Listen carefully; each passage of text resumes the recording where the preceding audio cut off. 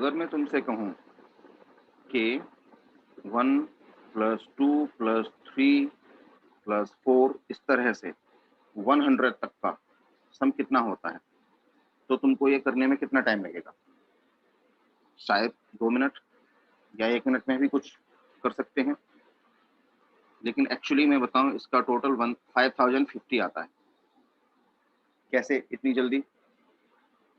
तो मैं एक कहानी सुनाता हूँ तुमको। जर्मनी की बात है। 19th सेंचुरी में एक बच्चा कार्ल फ्राइडरिच गॉस प्राइमरी स्कूल में अपनी क्लास में बैठा था। उसके मैथ्स के टीचर थोड़े आलसी हो रहे थे उस दिन। उन्होंने सोचा आज बच्चों का टाइम पास करते हैं। तो उन्होंने बोर्ड पे लिख दिया सब बच्चों के लिए कि 1 से 100 तक का सारा टोटल करके मुझे बताओ। उन्होंने सोचा छोटी क्लास के बच्चे हैं, 10-15 मिनट तो लगेंगे ही, तब तक मैं रेस्ट कर लूँगा। लेकिन जैसे ही क्वेश्चन लिखने के बाद में टीचर चेयर पर बैठे आराम करने के लिए, तुरंत कार्ल फ्रेडरिक गॉस खड़ा हुआ और उसने आंसर बता दिया टीचर को कि इसका आंसर होता है 5050। वो टीचर बड़े आश्चर्य में हुए। उन्होंने सोचा कि इतनी जल्दी तो मैं भी नहीं कर पाऊंगा इसको, इस बच्चे ने कैसे कर लिया। फिर उसने उस बच्चे से टेक्निक पूछी। तो बच्चे ने कहा सिंपल सी बात है, मैंने क्या किया, यहाँ से बच्चे ने जो बताया कि यहाँ से 1 और इधर से 99 लिया, यहाँ से 2 और इधर से 98 लिया, यहाँ से 3 और इधर से 97 लिया। इस तरह से एक नंबर शुरू से और एक नंबर लास्ट में से लेते गया वो बच्चा।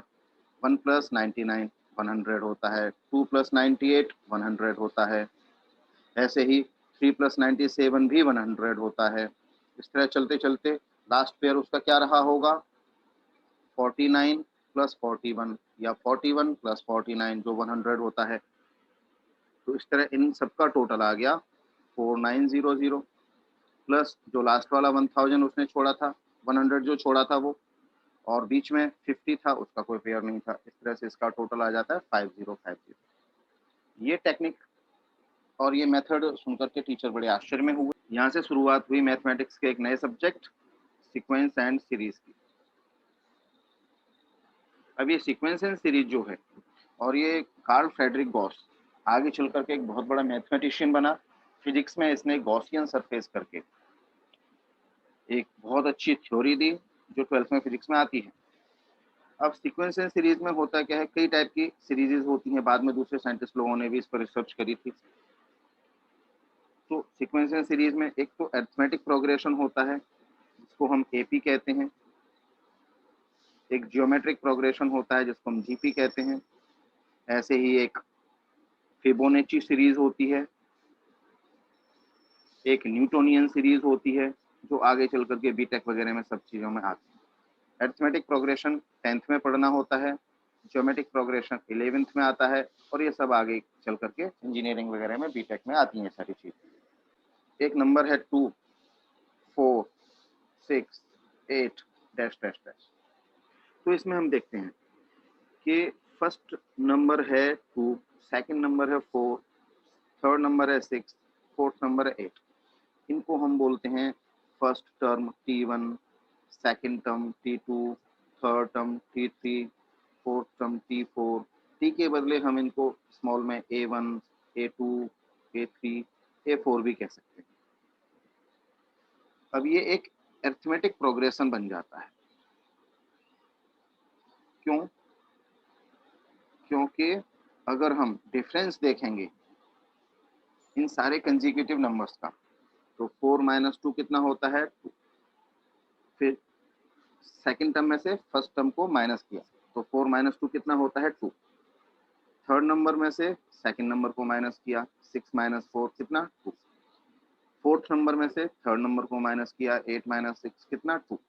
तो देख सकते हो सेम डिफरेंस आ रहा है। और कंसेक्यूटिव टर्म का यही जो डिफरेंस होता है, इसी को हम बोलते हैं कॉमन डिफरेंस। अरिथमेटिक प्रोग्रेशन जो कॉमन डिफरेंस होता है वो यही कंसेक्यूटिव टर्म्स का डिफरेंस है। नेक्स्ट टर्म में से प्रीवियस टर्म माइनस करते जाना है। कॉमन डिफरेंस को हम सिंबल डी से शो करते हैं। तो अब समझ में आ गया, first term, second term, third term, fourth term, और कंसेक्यूटिव टर्म्स के बीच का जो डिफरेंस होता है नेक्स्ट में से प्रीवियस को माइनस करने से, अगले वाले में से पिछले वाले टर्म को माइनस करने से, उसे बोलते हैं कॉमन डिफरेंस।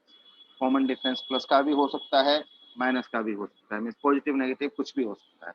जैसे मैं एक दूसरा ए पी लेता हूँ, 1 -2 -5 -8 -11, इस तरह से। तो यहाँ A1 क्या है, 1 है, A2 क्या है, -2 है, A3 क्या है, -5, A4 क्या है, -8, A5 क्या है, -11। तो यहाँ फर्स्ट डिफरेंस मीन्स D1 क्या बन जाएगा, A2 A1 means -2 -1 means -3। D2 में सेकंड डिफरेंस क्या बन जाएगा, A3 A2 means -5 and -2 means ये हो जाएगा -5 + 2 मीन्स -3। ऐसे ही D3 क्या बन जाएगा, A4 A3 means -8 -5 means -8 + 5 means ये भी -3। ऐसे D4 भी -3 मिलेगा करके देखोगे तो मतलब कहने का since D1 = D2 = D3 = D4 सारे डिफरेंसेस सेम हैं, इसलिए ये सीक्वेंस जो है दी हुई वो एपी हो जाती है। This is an AP. अब एक दूसरा नंबर -2 -5 -7 -9 -12 एक्सेट्रा। तो यहाँ फर्स्ट टर्म है -2, second term -5, third term -3 -7, fourth term -9, fifth term -12 means A1 A2 A3 A4 A5 या T1 T2 T3 T4 T5 ये सब हमको मालूम है। अब हम अगर यहाँ first difference means D1 find करें तो क्या मिलेगा, A2 A1 means -5 -2 means -5 + 2 means ये हो जाएगा -3। अब अगर हम सेकंड डिफरेंस D2 फाइंड करेंगे तो A3 A2 तो ये हो जाएगा -7 + 5 मीन्स -2। देख सकते हो सेकंड और फर्स्ट दो ही डिफरेंस से पता चल गया कि वो इक्वल नहीं है, इसलिए अगर डिफरेंसेस इक्वल नहीं है तो इस तरह की सीक्वेंस सीरीज जो होती है वो एपी नहीं होती है।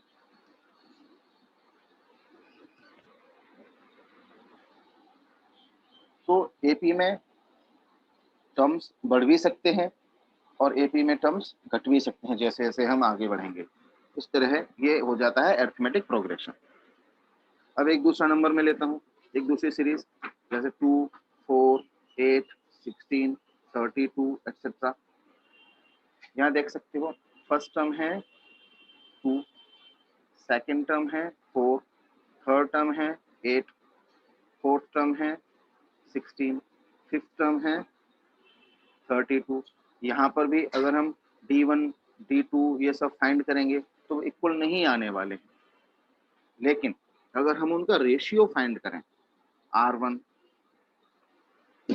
R2 R3 R4, रेशियो का मतलब next term upon first term. जैसे यहाँ 4/2 A2/A1 तो वो 2 आएगा। फिर R2 के लिए A3/A2 मीन्स 8/4 मीन्स 2।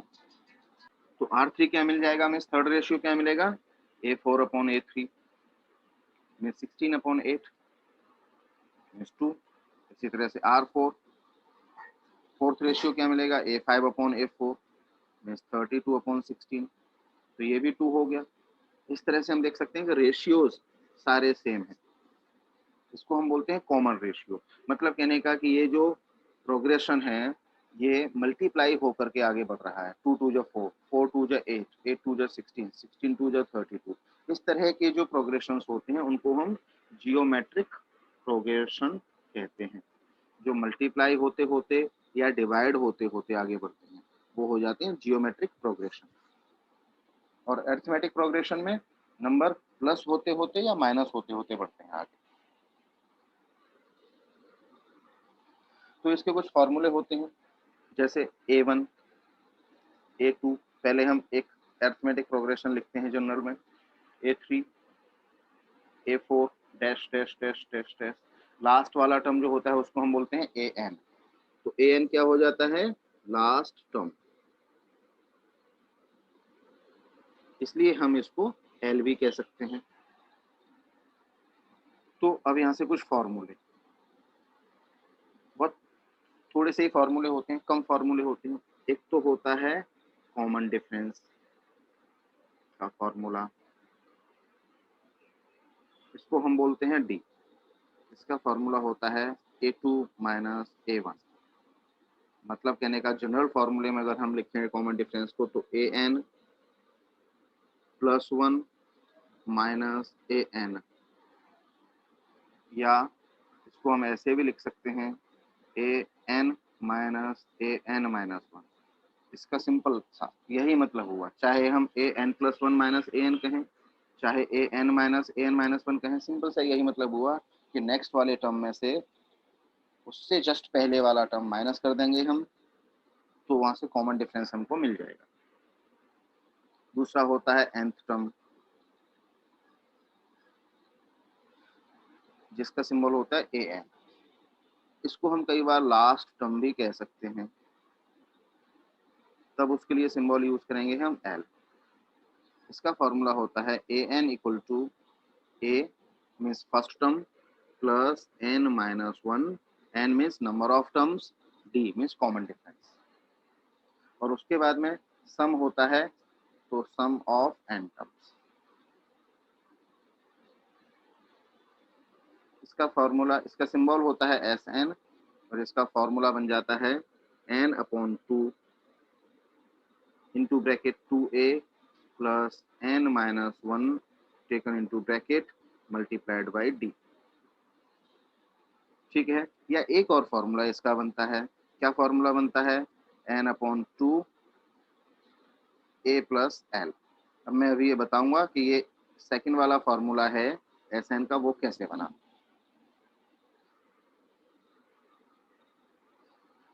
तो अभी हमने देखा कि सम का formula, sum of n terms का फॉर्मूला होता है n upon 2 2a plus n minus 1 d। अब यहाँ से जो 2a है उसको अगर हम a प्लस ए लिखते हैं, तो a प्लस ए प्लस आगे का ब्रैकेट n माइनस 1 d, ऐसा बन जाएगा। अब देखो इतना a plus n minus 1 d क्या होता है, किस चीज का फॉर्मूला है ये है लास्ट टर्म का फॉर्मूला। लास्ट टर्म जिसको हम an या l भी कहते हैं, तो हम यहाँ l लिख सकते हैं, l के बदले an भी लिख सकते हैं। इस तरह से ये फॉर्मूला।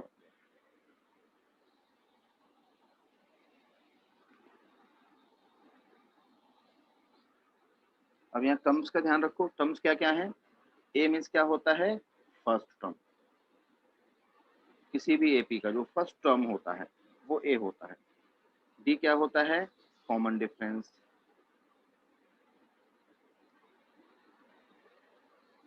एन क्या है? Number of terms. ये इतनी चीजें हैं बस। अब एक बात का हमको ध्यान रखना है कि स्टूडेंट्स कई बार कंफ्यूज हो जाते हैं जब वर्ड प्रॉब्लम होती है एपी से रिलेटेड, कि ए एन फाइंड करना है या एस एन फाइंड करना है, ए एन का फॉर्मूला यूज करें या एस एन का फॉर्मूला यूज करें। तो उसके बाद उसके बारे में ये ध्यान रखना है कि अगर ऑर्डिनल नंबर बोला है, ऑर्डिनल नंबर बोला है, जैसे फर्स्ट, सेकंड, थर्ड, फोर्थ, या जैसे 58 या 63rd या 32nd, इस तरह से अगर कुछ बोला है कि find 58th term, find 63rd term, find 84th term, इस तरह से अगर कुछ पूछा है तो उसे हम ऑर्डिनल कहते हैं। ये ऑर्डिनल नंबर है, सारे जानते हो, first, second, third, fourth, fifth, इनको ऑर्डिनल नंबर कहते हैं। तो ऐसे केस में ए एन का फॉर्मूला यूज होता है, क्योंकि हमको वो पर्टिकुलर टर्म फाइंड करना है ऐसे केस में।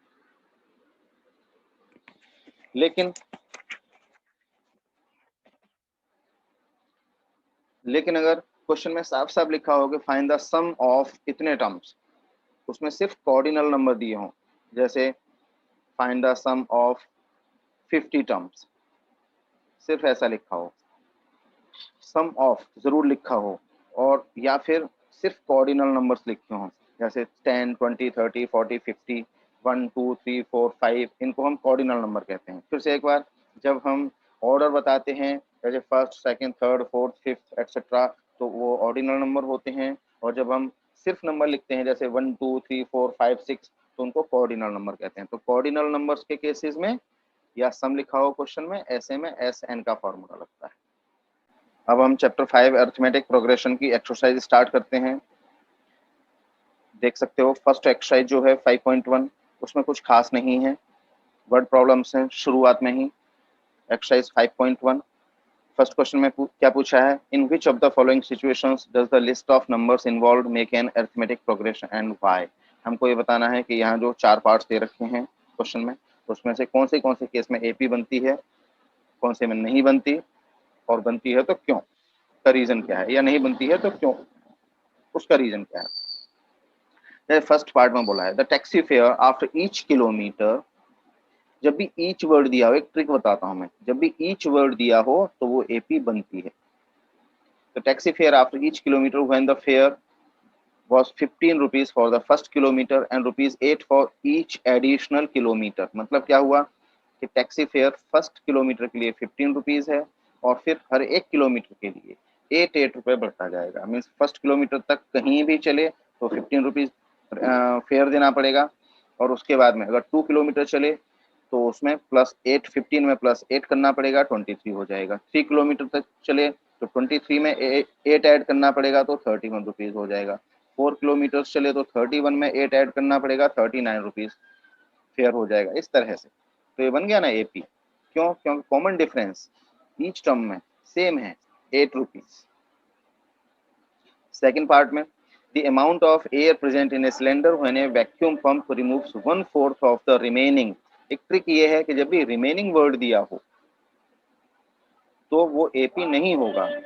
इसका मतलब क्या हुआ कि सिलेंडर में जो भी एयर है उसका 1/4 पहले रिमूव कर दिया वैक्यूम पंप ने। हम मान लेते हैं कि जैसे 100 लीटर है, सपोज 100 लीटर का 1/4, यानी कि फर्स्ट टर्म 100 लीटर हो गया। अब 100 लीटर का 1/4 मीन्स 25 लीटर रिमूव कर दिया, तो सेकेंड टर्म में क्या बचा, 75 लीटर।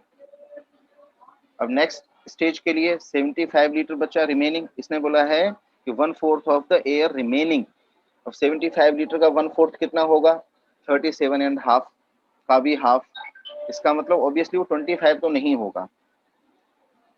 और फिर थर्ड टर्म में जो भी बचेगा माइनस करने के बाद में उसका भी क्या होगा, उसका और भी कम हो जाएगा। मीन्स जो डी की वैल्यू है वो एवरी टर्म में कम कम होती जा रही है, 25 नहीं है। तो यहाँ कॉमन डिफरेंस सेम न होने की वजह से ये एपी नहीं होता है।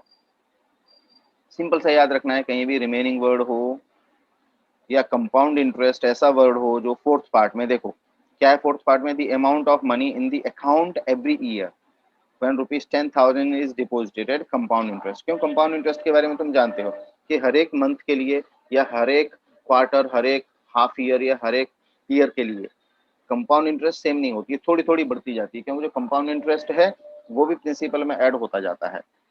तो प्रिंसिपल क्योंकि इंक्रीज होता जाता है कंपाउंड इंटरेस्ट में, इसलिए एवरी न्यू साइकिल के लिए, एवरी न्यू टाइम के लिए कंपाउंड इंटरेस्ट की अमाउंट थोड़ी सी ज्यादा आती है। इसलिए कंपाउंड इंटरेस्ट वाला कोई भी क्वेश्चन एपी नहीं हो सकता। थर्ड पार्ट में क्या बोला है, हाँ लेकिन सिंपल इंटरेस्ट जो है वो एपी बनेगी, क्योंकि सिंपल इंटरेस्ट एवरी साइकिल के लिए, एवरी सब्सिक्वेंट ईयर के लिए सेम रहती है। थर्ड पार्ट में क्या बोला है, the cost of digging a well after every kilometre, every metre of digging. तो जैसे मैंने अभी कहा फर्स्ट पार्ट में कि ईच लिखा हो, एवरी लिखा हो, तो ये एपी ही बनेगा। थर्ड पार्ट में मतलब क्या है इसका कि 150 rupees for the first metre, means first term हो गया 150, and then rises by rupees 30, rises by rupees 50 for each subsequent meter। तो यहाँ प्लस 50 हो जाएगा, यानी कि फर्स्ट मीटर तक अगर हमको पहले 1 मीटर वेल डिग करने का, कुआं खोदने का चार्ज है 150 रुपीज। अगर हमको 1 मीटर और मीन्स टोटल अगर हमको 2 मीटर डिगिंग करानी है तो इसमें 50 रुपीज ऐड हो जाएगा, तो 200 हो जाएगा। 1 मीटर और मीन्स अगर 3 मीटर तक हमको डिगिंग करानी है तो 200 में 50 रुपीज और ऐड हो जाएगा। इस तरह से देख सकते हो कि यहाँ डी की वैल्यू मीन्स डिफरेंस जो है सब्सिक्वेंट टर्म्स का वो 50 rupees for every metre, for each metre बढ़ता जा रहा है। इसलिए फर्स्ट और थर्ड पार्ट हैं वो एपी हैं, सेकंड और फोर्थ पार्ट हैं वो एपी नहीं है। फिर से एक बार, ईच या एवरी या सिंपल इंटरेस्ट हो तो एपी होता है।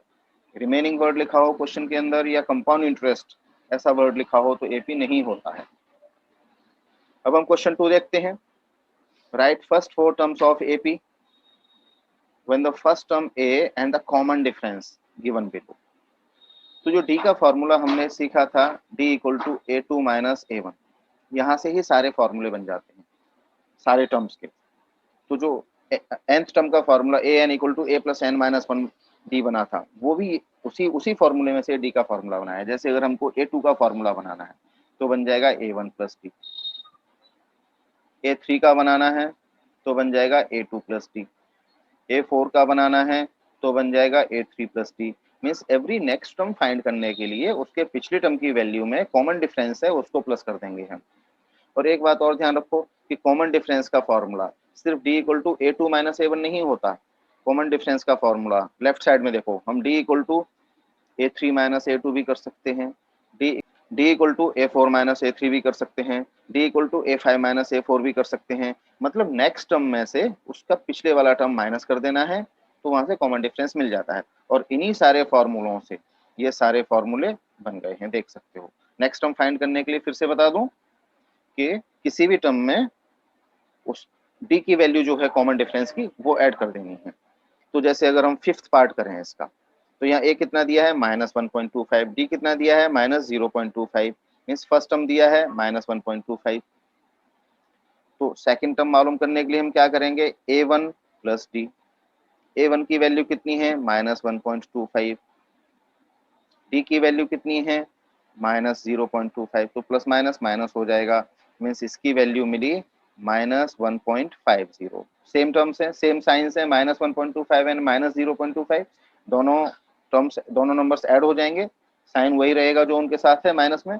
तो -1.50 -1.25 और -0.25 कितना हो जाएगा -1.50। ये A2 की वैल्यू मिल गई। कितने फाइंड करने हैं हमको, नेक्स्ट फोर, फर्स्ट फोर। तो A1 हमारे पास ऑलरेडी दे रखा है, A2 हमने फाइंड कर लिया है, A3 फाइंड करेंगे और A4 फाइंड करेंगे। A3 के लिए क्या बन जाएगा A2 प्लस डी। अब A2 की वैल्यू हमको मिल गई -1.50, डी की वैल्यू हमको मालूम है 0.25, इनको ऐड कर देंगे क्योंकि सेम साइन है तो 1.75 आ जाएगा। A4 में क्या बन जाएगा फॉर्मूला A3 प्लस डी, क्योंकि A4 से जस्ट पहले वाला टर्म कौन सा है A3, उसमें हम common difference means D plus कर देंगे तो हमको इस तरह से A4 की वैल्यू मिल जाएगी। अब A3 कितना है -1.75, डी कितना है -0.25, इनको प्लस कर दो, कितना आएगा सेम साइन है तो ऐड हो जाएंगे, तो ये बन जाएगा 2.00 इस तरह से। अब फोर्थ पार्ट देखो क्वेश्चन 2 का। फर्स्ट टर्म कितना दिया है -1, डी कितना दिया है 1/2, तो सेकंड टर्म क्या मिलेगा, राइट साइड में ऊपर की तरफ देखो, सेकंड टर्म मिलेगा A1 प्लस डी। A1 कितना है -1, डी कितना है 1/2, बोर्ड मास लगाओ, एलसीएम लेकर के इसको सॉल्व करो, -1/2 आएगा। अब A3 फाइंड करो, A3 का फॉर्मूला क्या बनेगा A2 प्लस डी, A2 कितना है -1/2, डी कितना है +1/2, कितना आ जाएगा ये 0। A4 फाइंड करो, क्या फॉर्मूला बनेगा A3 प्लस डी, A3 कितना है 0, डी कितना है 1/2, प्लस करो इनको, क्या आ गया 1/2। तो इस तरह से हम जितने भी टर्म्स हमको उसमें पूछे हैं हम फाइंड कर सकते हैं। देख सकते हो A2 मिला -1/2, A3 मिला 0, A4 मिला 1/2। क्वेश्चन 3 देखो क्या पूछा है, for the following APs write the first term and the common difference. Simple सी बात है, हर एक एपी में सिर्फ देखने से ही हमको पता चल रहा है। जैसे फर्स्ट पार्ट की अगर बात करें तो सीरीज क्या दे रखी है 3 1 -1 -3, तो फर्स्ट टर्म क्या हो जाता है 3, सेकंड में फर्स्ट टर्म क्या हो जाता है -5, थर्ड पार्ट में फर्स्ट टर्म हो जाता है 1/3, फोर्थ पार्ट में फर्स्ट टर्म हो जाता है 0.6। तो फर्स्ट टर्म तो सिंपल एपी को देख के ही पता चल जाता है। अब कॉमन डिफरेंस की बात रही तो हम फर्स्ट पार्ट के लिए अगर कॉमन डिफरेंस करें तो कॉमन डिफरेंस का फॉर्मूला होता है A2 - A1। अब A2 कितना है फर्स्ट AP में, AP है 3, 1, -1, -3, तो A2 है 1 माइनस A1 है 3, माइनस कर दो -2 आ जाएगा। तो इस तरह कॉमन डिफरेंस हो जाता है -2। हर एक के लिए करके देखने की जरूरत नहीं है, क्योंकि उसने बोला है क्वेश्चन में फॉलोइंग APs, मींस हमको कंफर्म है कि ये सारी AP हैं और कॉमन डिफरेंस पूछा है, तो किसी भी एक के लिए कर सकते हो। अगर तुम किसी दूसरे टर्म के लिए करना चाहते हो, जैसे मान लो A4 माइनस A3 करना चाहते हो, तो भी सेम वैल्यू आएगी। फर्स्ट पार्ट में देखो A4 कितना है -3, A3 कितना है -1, कितना हो जाएगा -3 माइनस माइनस +1, कितना हो गया -2 हो गया ये। तो देख सकते हो हमने जब A2 माइनस A1 लिया था तब भी हमको कॉमन डिफरेंस की वैल्यू -2 मिल रही थी, और A4 माइनस A3 लिया तब भी हमको कॉमन डिफरेंस की वैल्यू -2 ही मिल रही है। इस तरह से कोई भी पार्ट आगे के कर सकते हो। क्वेश्चन 4 में क्या पूछा है, which of the following are APs, इनमें से ये जितने भी पार्ट्स दे रखे हैं हमको ये बताना है इनमें से कौन सी AP है। और अगर AP है, आगे बोला है if they form an AP find the common difference and 3 more terms. अगर AP है तो हमको कॉमन डिफरेंस और नेक्स्ट 3 टर्म्स फाइंड करने हैं। तो देखते हैं यहां से हम फर्स्ट पार्ट अगर लेते हैं तो कोई भी AP, कोई भी गिवन जो प्रोग्रेशन है, सीक्वेंशियल सीरीज है, वो AP है या नहीं ये मालूम करने के लिए उसके सारे कॉमन डिफरेंसेस सेम होने चाहिए हमको यहाँ क्वेश्चन 4 में, क्योंकि हमको पता करना है कि गिवन सीक्वेंशियल सीरीज जो है वो AP है या नहीं, अरिथमेटिक प्रोग्रेशन है या नहीं। इसके लिए हमको एक से ज्यादा कॉमन डिफरेंसेस पता करने पड़ेंगे। जैसे फर्स्ट पार्ट की बात करते हैं हम, तो D1 क्या मिलेगा, A2 माइनस A1। AP क्या है 2, 4, 8, 16, तो A2 है 4, A1 है 2, common difference first common difference means D1 मिल गया 2। ऐसे ही second common difference means D2 मालूम करेंगे, फॉर्मूला बनेगा A3 माइनस A2, A3 है 8, A2 है 4, डिफरेंस आ जाएगा 4, मतलब सेकंड कॉमन डिफरेंस क्या मिला 4। अब हम फर्स्ट और सेकंड सिर्फ इन दोनों से पता चल रहा है कि वो इक्वल नहीं है, तो आगे करने की जरूरत ही नहीं है, D3 और D4 फाइंड करने की हमको जरूरत ही नहीं है। यहीं से पता चल गया कि कॉमन डिफरेंसेस जो हैं फर्स्ट पार्ट के लिए वो सेम नहीं है, इसलिए हम यही लिख सकते हैं कि हेंस नॉट एन AP। अब अगर हम सेकंड पार्ट की बात करते हैं, सेकंड पार्ट में AP क्या दे रखी है 2, 5/2, 3, 7/2, तो फर्स्ट कॉमन डिफरेंस फाइंड करेंगे D1 equal to A2 minus A1, ये फॉर्मूला बन जाएगा। A2 कितना है 5/2 माइनस A1 कितना है D2, A1 कितना है 2, LCM लो सॉल्व करो, 5 माइनस 4/2 मीन्स ये आया 1/2। सेकंड कॉमन डिफरेंस फाइंड करो D2 equal to A3 minus A2, ऐसा फॉर्मूला बन जाएगा। A3 कितना है 3, A2 कितना है 5/2, LCM लो 2 आएगा, 3 2 जा 6 माइनस 5 1/2। यहाँ D1 D2 सेम मिल रहे हैं, तो अब हमको थर्ड कॉमन डिफरेंस D3 भी फाइंड करना चाहिए। तो D3 का फॉर्मूला बन जाएगा A4 माइनस A3, A4 कितना है 7/2, A3 कितना है 3, LCM लो कितना आएगा 2, 7 माइनस 2 3 जा 6 इक्वल टू 1/2। तो यहाँ से देख सकते हो D1 D2 D3 सारी वैल्यू सेम आ रही हैं, 1/2 1/2 1/2 मीन्स 1/2 ईच। तो हम यहाँ लिख देंगे since D1 equal to D2 equal to D3 equal to half, hence an AP। तो सेकंड टर्म में जो हमको प्रोग्रेशन दे रखा है, वो सेकंड पार्ट में जो हमको प्रोग्रेशन दे रखा है वो AP बन जाती है। एक और क्वेश्चन करके बताता हूं, अगर स्क्वायर रूट वगैरह दिए हों तो तब हम कैसे करेंगे। जैसे 12th क्वेश्चन, 12th पार्ट देखो, 12th पार्ट में हमको क्या बोला है उसने, सीक्वेंस क्या है √2, √8, √18, √32। तो पहले तो अगर स्क्वायर रूट में है या क्यूब रूट में है तो पहले तो हमको ट्राई करना चाहिए कि इन नंबर्स को हम प्रॉपरली लिख लें। तो √2 ही रहेगा, और स्क्वायर रूट 8 जो है उसको हम square root means 2 square root 2 लिख सकते हैं, 18 को हम 3 स्क्वायर रूट 2 लिख सकते हैं, 32 को हम 4 स्क्वायर रूट 2 लिख सकते हैं। इस तरह से थोड़ा मॉडिफाई कर लेना चाहिए आंसर। अब ये चीज समझ लो कि स्क्वायर रूट 8 में से कैसे हमको 2√2 मिला। तो जो भी नंबर यहाँ दिया है उसके प्राइम फैक्टर्स करने चाहिए पहले, स्क्वायर रूट या क्यूब रूट में जो भी नंबर दिया है उसके प्राइम फैक्टर्स करो सबसे पहले, और फिर अगर स्क्वायर रूट है तो दो दो के पेयर बनाओ, और क्यूब रूट है तो तीन तीन के पेयर बनाओ। लेकिन यहाँ 8 का स्क्वायर रूट है तो हम दो दो के पेयर बनाएंगे, और जितने पेयर बन जाएंगे उसमें से हर एक पेयर में से एक नंबर हमको बाहर लेना है मल्टीप्लाई करके, और जो अनपेयर्ड नंबर हैं वो उसी साइन में बने रहते हैं, उसी सिंबल में बने रहते हैं। इस तरह से √8 का स्क्वायर रूट क्या बन गया, 2√2। अब यहाँ अगर मैं 32 का स्क्वायर रूट कैसे 4√2 मिला ये सिखाता हूँ। तो देखो 2 2 जा 4 2 जा 8 2 जा 16 2 जा 32, प्राइम फैक्टर्स कर दिए हमने, प्राइम फैक्टर्स लिखे पहले 32 के सारे, फिर पेयर्स बनाएंगे दो दो के क्योंकि ये स्क्वायर रूट है। तो एक पेयर 2 2 का बना, दूसरा पेयर 2 2 का बना, जो फिफ्थ 2 है वो अनपेयर्ड बच गया।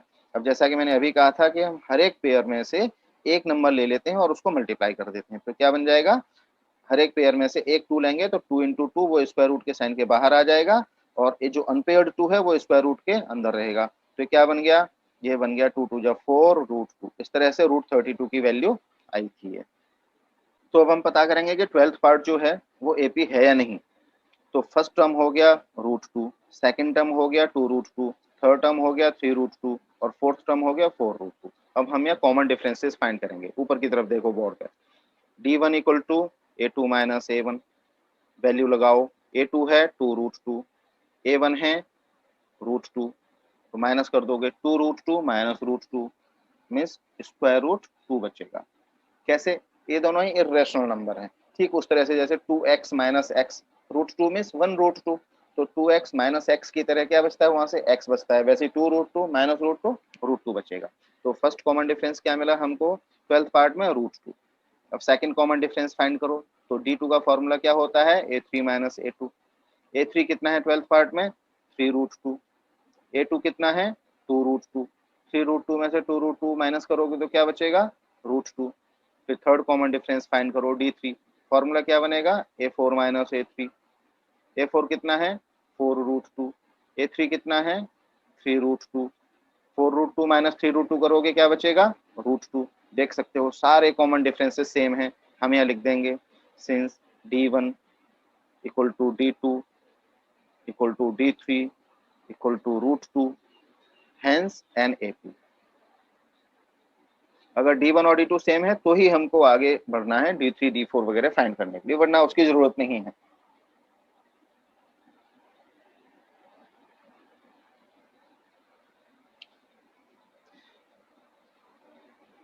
अब देखो 13th पार्ट में क्या दिया है हमको, प्रोग्रेशन √3 √6 √9 √12।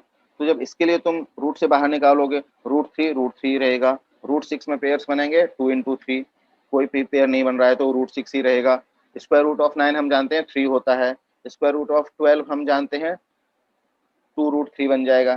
तो जब इसको तुम माइनस करते जाओगे तो d1 d2 की वैल्यू ही सेम नहीं आने वाली है, तो जब d1 d2 ही सेम नहीं आएंगे तो फिर होगा कैसे।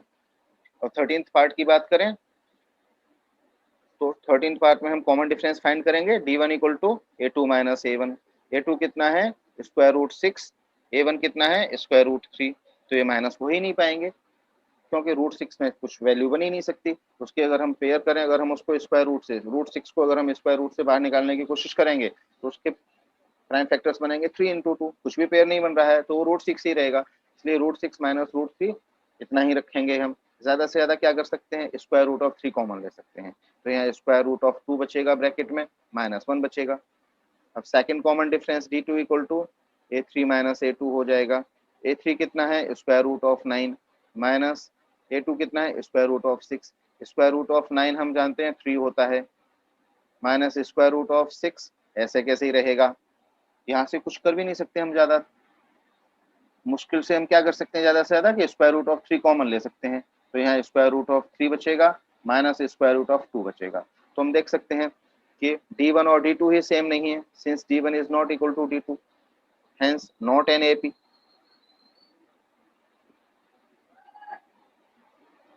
अब 14th पार्ट की बात करते हैं, तो 14th में हमको क्या दिया है, 1 स्क्वायर 3 स्क्वायर 5 स्क्वायर 7 स्क्वायर, तो इनके स्क्वायर्स पहले सही करके लिखो। क्वेश्चन में देखो 1 का स्क्वायर 1 होता है, 3 का स्क्वायर 9, 5 स्क्वायर 25, 7 स्क्वायर 49।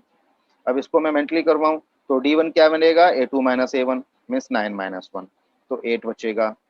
D2 क्या मिलेगा, A3 minus A2 means 25 minus 9, तो 16 बचेगा।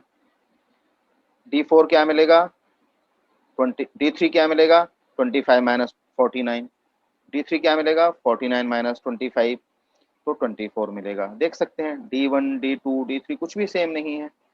15th पार्ट सबसे पहले इसको सही करके लिखना है। 1 स्क्वायर 1, 2 स्क्वायर 5 स्क्वायर 25, 7 स्क्वायर 49 और फिर 73 दिया है। इसमें अगर हम D1 फाइंड करेंगे तो A2 माइनस A1 से क्या मिलेगा, 25 माइनस 1 मीन्स 24। D2 फाइंड करेंगे A3 माइनस A2 से क्या मिलेगा, 49 minus 25 means 24। D1 D2 same मिल रहे हैं, D3 ट्राई करो, क्या मिलेगा, A4 minus A3 means 73 minus 49 means 24। तो यहाँ D1 D2 D3 सारे सेम हैं, तो 15th पार्ट AP बन जाता है। इस तरह से हम पता करते हैं कि कोई गिवन सीक्वेंस एंड सीरीज है वो AP है या नहीं। बाकी का चैप्टर हम आगे की वीडियो में कंटिन्यू करेंगे। अगर एक्सरसाइज समझ में आई हो और वीडियो अच्छा लगा हो तो चैनल को सब्सक्राइब करो, वीडियो को लाइक करो और अपने फ्रेंड्स तक शेयर करो, जिससे उनको भी काम आएगा ये वीडियो। Thank you.